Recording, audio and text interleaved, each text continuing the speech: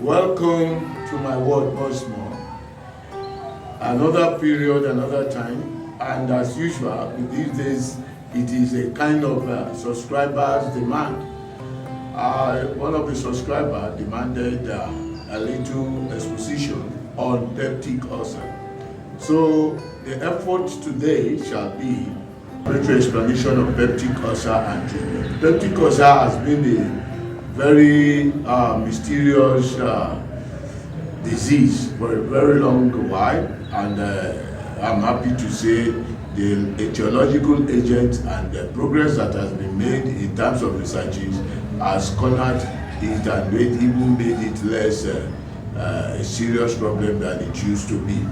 So the explanation I shall be giving is to make it easier for you to understand what is meant by peptic ulcer. We have various points of the stomach, the duodenum, that the ulcer really starts or is located. So you find the name of that ulcer pinpointing the area of the organ that is affected. So let us go on, as usual, into a detailed explanation. When your stomach ache pains is relieved with after eating, you suspect peptic ulcer. The definition of peptic ulcer. Peptic ulcer is an ulcer located in the lower region of the esophagus, the stomach, gastric ulcer, or the upper part of the small intestines, the duodenum, and it's called duodenal ulcer. The endoscopy is done by passing the endoscope through the mouth to that region, and the doctor looks at where the ulcer. If the ulcer is in the stomach region where we are looking at, it is called the gastric ulcer. And if it's at the duodenum side, this side we are looking at, it is called duodenal ulcer. And with that you can confirm, because it's usually done by a medical doctor. The peptic ulcer is worldwide, and the ranking is as follows. You can see Cambodia is number 1. They have 20, and Nigeria below is 31st in the ranking. While Cambodia has 20 deaths or more per 100,000 affected, while Nigeria has 7 deaths per 100,000 people. That is 7 deaths per 100,000. Risk factors include frequent use of non-steroidal anti-inflammatory drugs, a group of common pain reliever that includes ibuprofen, Avid, or morphine. These are a family history of ulcer, that is, it is in the family. Illness such as liver, kidney, or lung disease. Regular drinking alcohol as well as smoking are risk factors.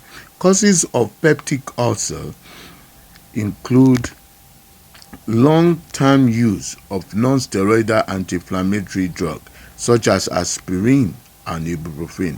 They ulcerate that area and open it. The Helicobacter pylori is very acid resistant, so it can survive in the stomach region and cause that problem. Cancerous and non-cancerous tumor in the stomach, duodenal, or pancreas, known as Zollinger-Ellison syndrome. Excess gastrin, which is produced, is responsible for hyperacidity. When there is high acid, because the gastric juice contains this hydrochloric acid, the high gastric ulcerates the mucosa, and then there is serious pain, because you can imagine acid now eroding the surface of the mucosa, and the only way you can do it is to put something against the acid, anti-acid, or eat food, and that's why many patients are relieved. Complication of peptic ulcer includes the penetration and hemorrhage. You can see the serious hemorrhage of the stomach walls. The underneath that area could the ulcer has gone into even affect a artery, so there will be serious bleeding. This kind of would need an operation. and that is surgical biopsy. Laboratory diagnosis, we are now into laboratory diagnosis. Helicobacter, which was formerly classified as Campylobacter, but based on its genetic makeup, the guanine cytosine ratio, it is now called Helicobacter pylori, which was first cultured from gastric biopsy tissue in 1982. Causes chronic superficial gastritis and is associated with the pathogenesis of peptic ulcer disease. H. pylori organisms, these are their nature. They are microaerophilic, non-sporulating, gram-negative cough rod.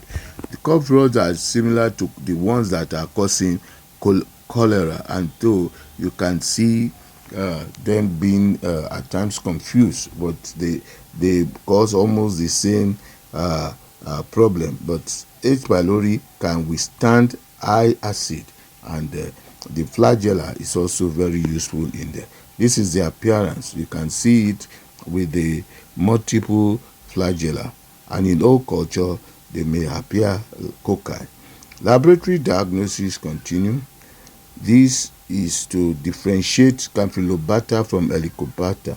You can use the catalase, the hydrogen sulfide test, the purate test, the urease activity, and growth level, because we discovered that H. pylori will not grow below 30 degrees. So H. pylori produces urease and does not grow when incubated below 30 degrees centigrade. Growth is based on chocolate or blood agar plate after incubation for 2 to 5 days for liquid, either a blood or hematine. This is also a chart to show what you can do. The non-invasive, you can do the blood test or serological test to really confirm it, as well as the invasive, where you have to really bring out the tissues and then you do culture of it, the biochemistry, the catalase test, and other tests for definitive confirmation. These days you could even do PCR to confirm, and the histological section could also be done. Giemsa stain and H&E. Finally, onto treatment. The antibiotic will be used for H. pylori. Very easy to treat, but with antibiotic you take care of the H. pylori, and there will be no experience of the ulcer anymore. You can put drugs that will neutralize the acidity, and that is what is called proton pump inhibitors, the omeprazole, the pantoprazole, and surgery is also, like I've mentioned, and the cancer and tumor treatment. We know how that is done. Thank you for watching.